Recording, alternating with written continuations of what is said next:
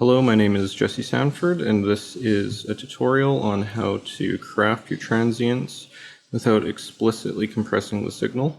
Sometimes you'll have inconsistent transients when using a compressor on a sustained signal, like for instance a kick drum like this. And as you can see with the signal, we have basically no transients going on.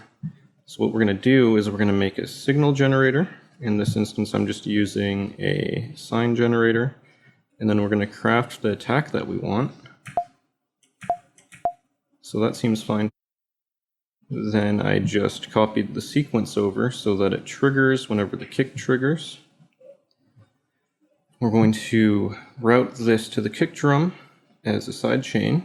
And we're just going to make it so it doesn't actually go to the master so that we're not hearing it. And we're going to route this as the sidechain signal for the kick drum.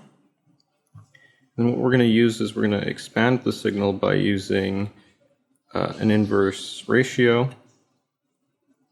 And let's see what happens. So we're going to bring the threshold down to a level where it's actually going to trigger. And we're going to just bring it up.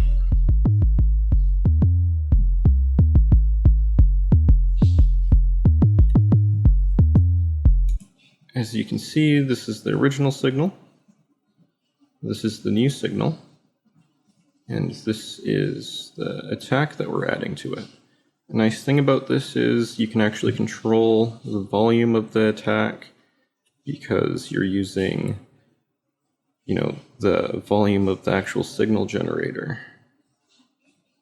You can adjust the attack time, the release time, and the curve if you're using free delimiter, but whatever compressor you use, I'm sure you could do something similar. So I hope you found this tutorial useful, and happy mixing.